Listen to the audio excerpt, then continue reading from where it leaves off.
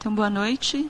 A gente está hoje aqui para falar um pouco sobre a prevenção do coronavírus nas escolas. O meu nome é Vivian Avelino Silva, eu sou médica infectologista e sou professora da Faculdade de Medicina do Einstein. E estou aqui com dois colegas que vão se apresentar também. Boa noite, eu sou Hélio Baixa, médico infectologista do Hospital Israelita Albert Einstein. Orgulho por participar dessa instituição, que nós temos muita experiência em enfrentar as epidemias. Essa não é a primeira.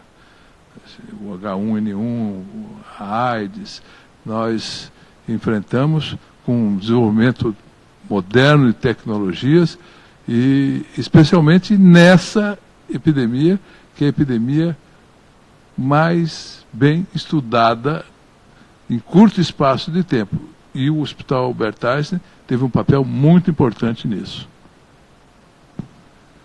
Boa noite, meu nome é Márcio Moreira, eu sou pediatra infectologista da Clínica de Especialidades e também, da mesma forma que o Dr. Hélio, tenho muito orgulho de estar participando dessa força-tarefa aqui no hospital relacionada ao coronavírus. Então, uma contribuição importante que a gente tem para fazer de forma, como forma de atualização é fornecer dados atuais e relevantes para a prevenção, para informar melhor a população. Esse é o nosso objetivo de hoje, respondendo às perguntas que apareceram nas mídias sociais e que as pessoas estão com mais dúvida agora, conforme a gente vai discutir. Doutores, a primeira pergunta é como prevenir a disseminação do vírus, do novo coronavírus, nas escolas? Eu acho que essa é a pergunta mais básica, mas é a pergunta vital que a gente tem que ressaltar. Então, a forma mais efetiva de prevenção do coronavírus é exatamente a mesma da prevenção de todos os vírus respiratórios. Então, higiene frequente das mãos, etiqueta da tosse, então sempre proteger a boca, sempre proteger seja com papel, seja com a mão, de preferência escondendo a boca no braço. E isso vale sempre, qualquer doença infecto-contagiosa. Então, essa são a forma mais eficaz é essa. Acho que é interessante também a gente ressaltar que a higiene das superfícies e dos objetos que as crianças tocam com frequência, então mesa, carteira, maçaneta, corrimão, pode ser reforçada também com o uso de álcool 70%, ou de hipoclorito. A gente sabe que álcool é muito mais prático para usar, né? Mas ambas soluções são eficazes para eliminar o coronavírus das superfícies. Então isso pode também ser intensificado e a gente pode instruir as nossas equipes de limpeza nas escolas para aumentar a higiene desses objetos. Nós estávamos discutindo antes a higiene de bebedor também, né, doutor Hélio? O bebedor é um outro fator importante de possibilidade de transmissão de vírus respiratório, inclusive o coronavírus. Nas escolas, o que se recomenda é que cada aluno, cada criança tenha o seu pote, a sua água e o uso individual. E uma dúvida muito recorrente entre os pais e responsáveis é quando que a criança deve deixar de ir para a escola nesse momento? Eu estou atravessando aqui porque eu sou pediatra. De novo, acho que não é uma orientação diferente de nenhum outro quadro respiratório. Então, a criança deve deixar de ir para a escola sempre que ela apresente sintomas. Então, especificamente pensando no coronavírus, qualquer sintoma respiratório, tosse, coriza, cansaço, associado à febre. Então, mesmo que ela não tenha uma epidemiologia, ou seja, teoricamente ela não tenha risco de estar com coronavírus, ela está potencialmente expondo os colegas a algum risco. A criança doente não deve ir para a escola. Às vezes os pais têm dúvida em relação ao que é um sintoma quando, por exemplo, a criança tem rinite e aí vira e mexe está com o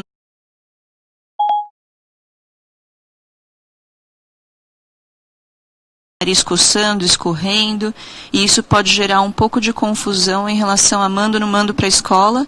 Nossa recomendação nesse momento é, na dúvida, não manda, espera para ver o que vai acontecer.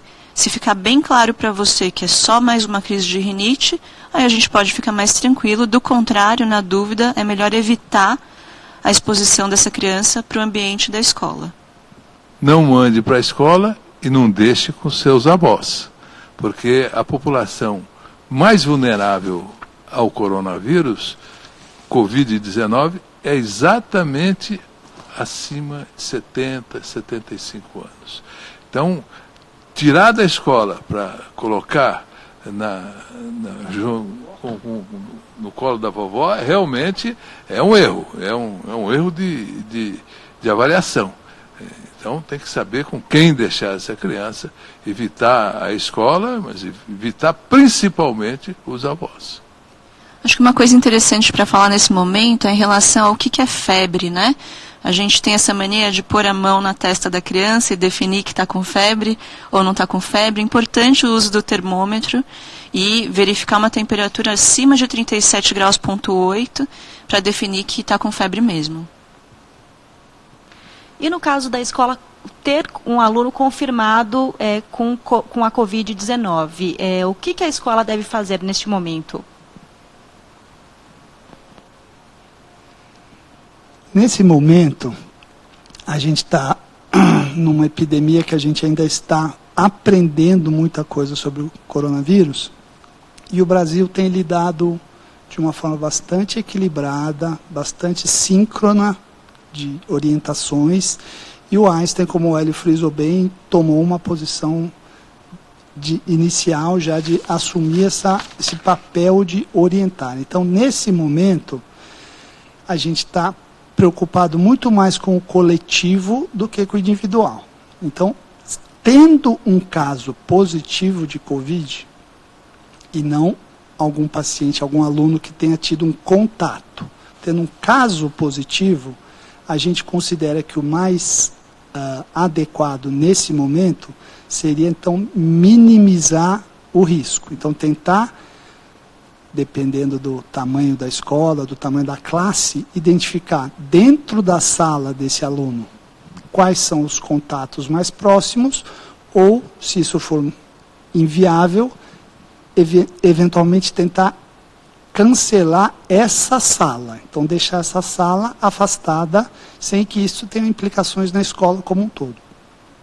É importante frisar que os alunos que não, diferentemente do doente, o doente, claro, vai seguir as normas, mas aqueles que a gente recomendar que deixem de frequentar a escola, eles precisam ficar em quarentena. Nesse momento, são 14 dias isolados. E não esquecer que isolado não é na casa da vovó. Essa pergunta é importante, comparando com soluções em outros países. Na Itália se fechou tudo, foi decretado prisão domiciliar para todos os cidadãos, mas a situação na Itália é uma, na França é outra, no Brasil é outra. A fase da doença, a fase da epidemia é diferente e as condições são diferentes. Chama a atenção que cada país tem uma condição frente à epidemia diferente. Você vê, não, o problema é o frio. Se é o frio, por que a Rússia não tem o mesmo número de pacientes e de óbitos que tem a Itália, sendo que a Rússia é muito mais frio? E aqui no Brasil nós estamos no começo de uma epidemia com transmissão no nosso meio.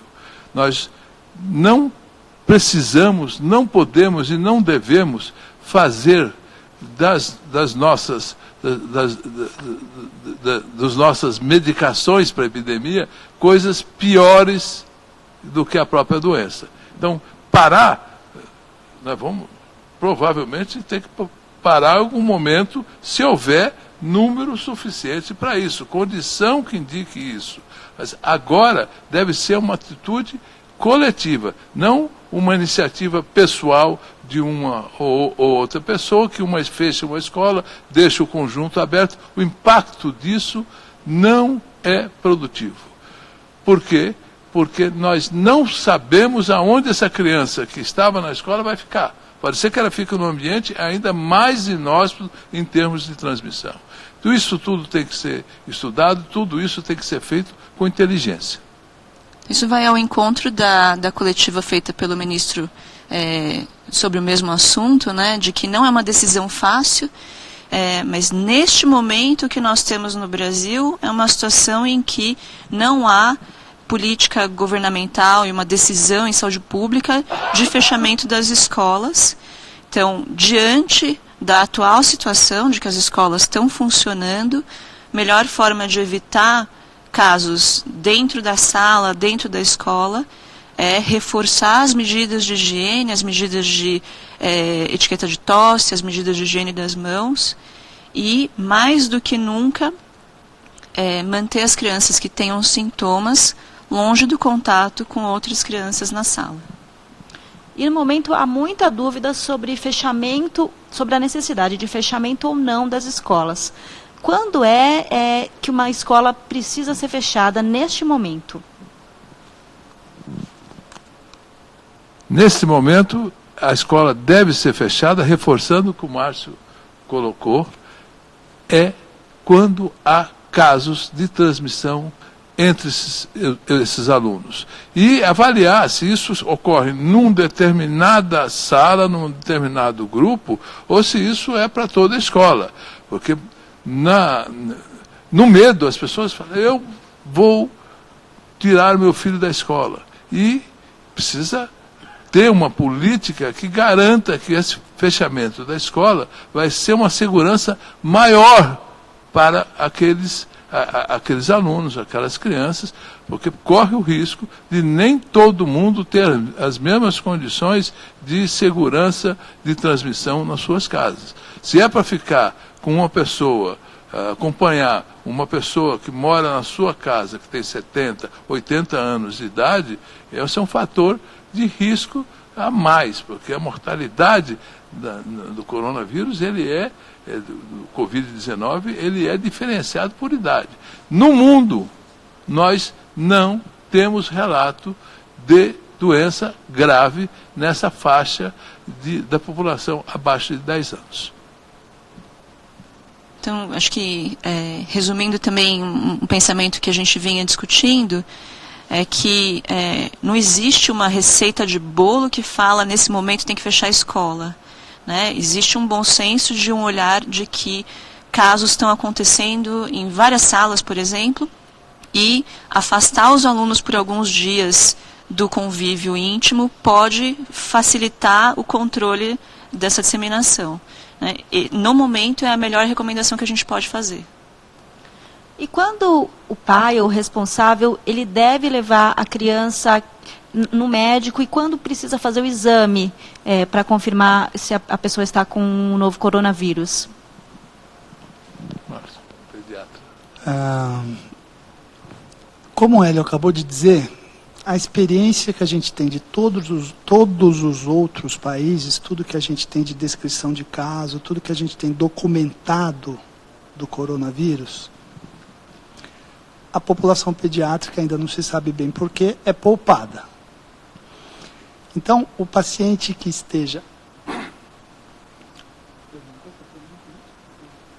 Quando fazer o exame, né? Então, a criança que tenha sintomas respiratórios e febre, como a Vivian alertou bem, febre aferida no termômetro, ela não é, apenas com esses dados, paciente que a gente coloca neste momento como paciente de risco para coronavírus.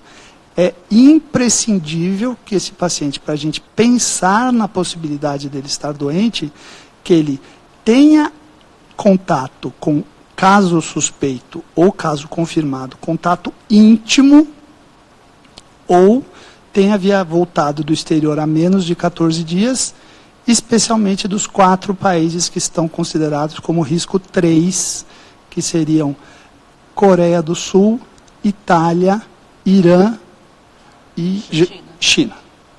Tá? Então, tem que ter a viagem ou tem que ter o contato com alguém suspeito ou confirmado, além dos sintomas respiratórios com febre. Com todas essas variáveis preenchidas, partindo do princípio que a criança, por enquanto que a gente tem de experiência, deve ser um caso mais leve, não haveria nenhuma grande vantagem em confirmar o diagnóstico. Então, a minha sugestão seria conversar com o seu pediatra e ver se, preenchidas todas essas condições, se valeria a pena levar para algum lugar para fazer a coleta, para tentar fazer a confirmação diagnóstica. Nesse momento, acho que é isso. Então, lembrando que essa criança que está com sintoma já não vai à escola, e lembrando também que a gente, até o momento, não tem remédio algum para fazer, no caso de um diagnóstico de coronavírus, né? A criança basicamente vai precisar ficar restrita, né, do contato com os colegas e ser hidratada, uma alimentação equilibrada, etc. Realmente é questionável se a gente precisa fazer tanto diagnóstico numa população que é poupada de casos graves da doença. Agora, quando levar para o hospital? Isso é uma pergunta importante. Um dos sintomas que entra na lista da suspeita do coronavírus é a falta de ar, né? Se a criança estiver com falta de ar, aí sim é imprescindível que ela seja avaliada por um profissional de saúde. Falta de ar é um sintoma que é difícil de explicar, até para adulto, quanto mais para criança. Quando a gente nota que a criança está com uma respiração cansada, aí ela deve, sem dúvida, ser avaliada por um profissional. Doutores, nós estamos seguindo para a reta final da nossa transmissão, então gostaria que os senhores deixassem cada um recado final para a população sobre esse tema. Eu deixaria como recado que os pais, os professores, os diretores de escolas se orientassem pelos protocolos de instituições que tenham um nome tradicional no meio científico, no meio médico. O que nós temos visto é muita notícia fake news.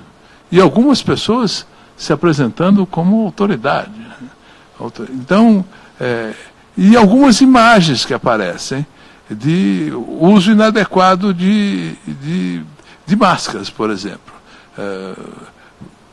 Imaginar que uma criança possa se defender de infecções respiratórias com máscara é quase uma tortura, né? Porque lavar as mãos dá para treinar, e muito bem uma criança lavar as mãos, mas conviver por horas com uma máscara é impossível. A máscara não protege os indivíduos assintomáticos de terem doença. A máscara ela é um elemento muito mais ornamental e de difícil manipulação no uso cotidiano. Ela não é indicado como nós temos que lavar as mãos ou com água ou com álcool gel. A máscara não funciona. E além do que, causa dano, porque desaparece do mercado e as pessoas que precisam da máscara não têm a disponibilidade. A máscara, quem precisa de verdade, é aquela pessoa que está com sintomas no momento em que ela precisa sair, ter contato e vai acabar com o risco de transmitir aquelas gotículas da respiração para pessoas próximas. Então é aquela pessoa que está com sintoma no caminho do médico, ou aquela pessoa que está com sintoma não tem outro jeito, precisa ir para o supermercado. Esse é o momento de usar a máscara, do contrário, realmente a indicação dela é muito questionável e, sem dúvida, o uso no desespero faz com que o estoque acabe no mercado. A minha mensagem de encerramento seria que essa é uma epidemia que é muito rápida, ela muda muito rapidamente, então ficar sempre atentos às novidades, no sentido de fontes confiáveis.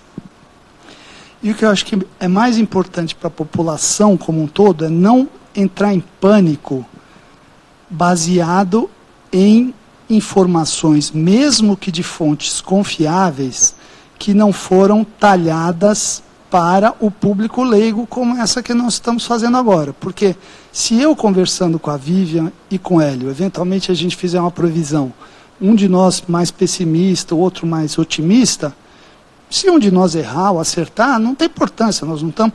Agora, se o que fizer a previsão mais pessimista sair contando para todo mundo, e isso entrar no público leigo, gera um pânico que não se justifica.